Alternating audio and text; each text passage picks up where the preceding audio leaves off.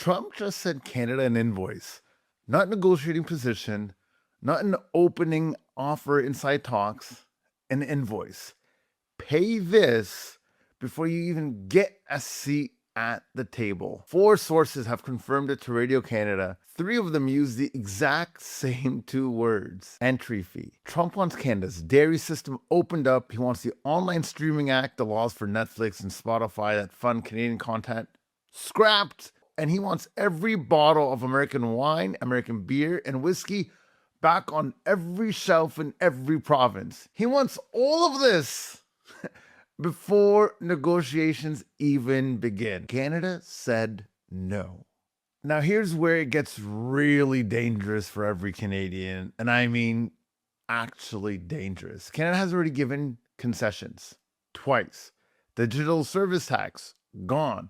Retaliatory tariffs on U.S. goods, pulled right back. Both times, Canada moved. Both times, Washington took it and gave nothing back. Nothing. Not a single tariff was lifted. So all this acting in good faith didn't do anything. Not a single thing. And now they want more before the talks even start. So let me ask you the question that every Canadian worker, dairy farmer, auto worker, patient that pays a mortgage in this country needs to sit with tonight. If you give someone your lunch money and they still won't let you sit at the table, at what point do you stop calling that a negotiation? Because here's what makes this story so much bigger than just trade politics.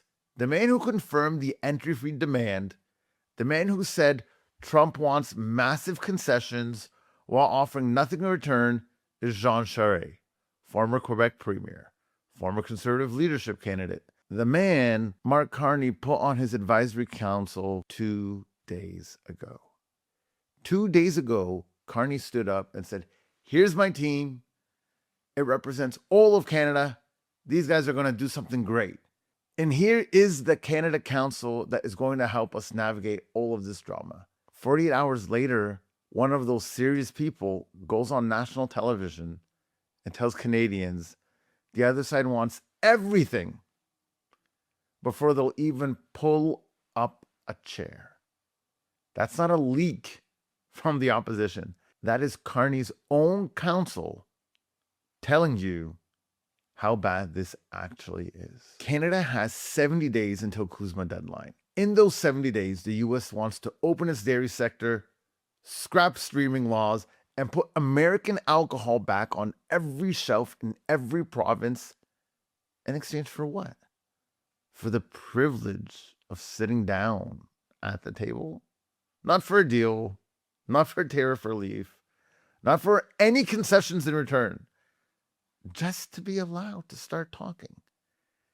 Canada gave concessions twice already and got nothing back both times. And Greer, the U.S. trade rep, just told Congress that Canada is, quote, doubling down on globalization while the U.S. is trying to fix it. He called Canada's strategy of finding a new trading partner a problem.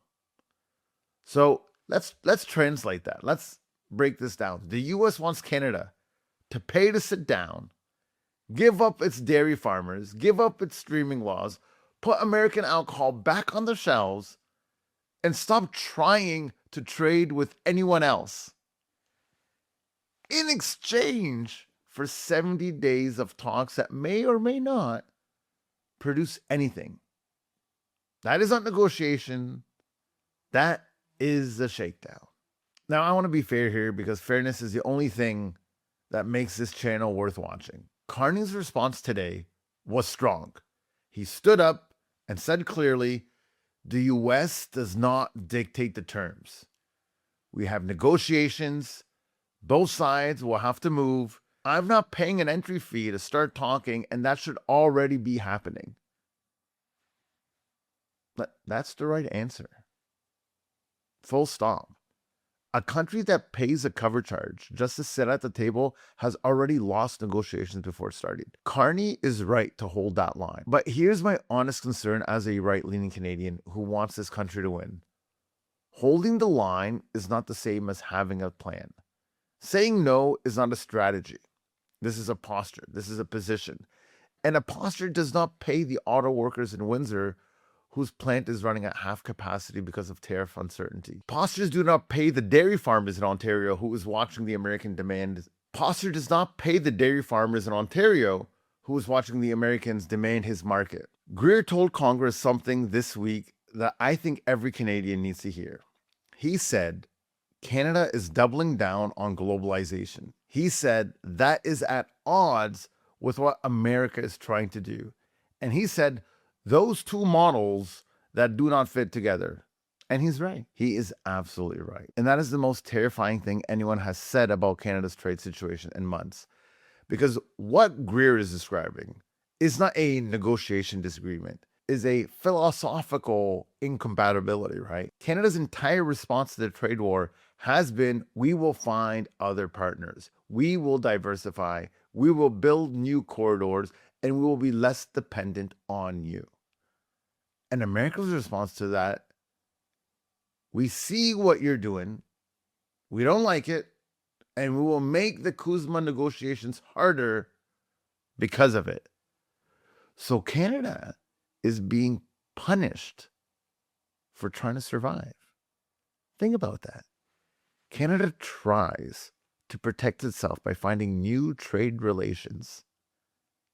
And the US calls that entire philosophy the problem. So this isn't a trade dispute here.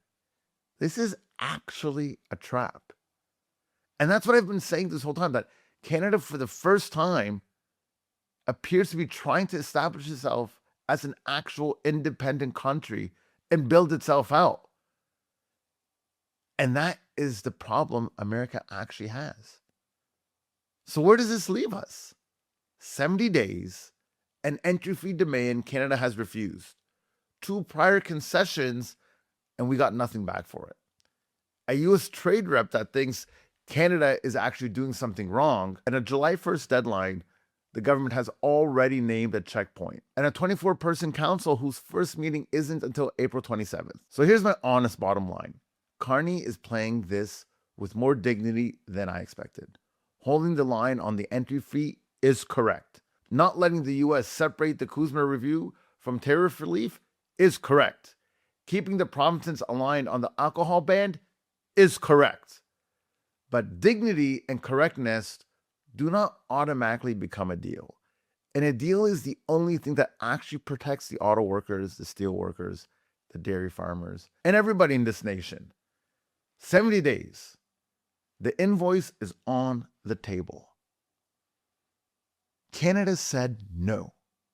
Now someone has to tell us what comes next. That's Tarek Unfiltered.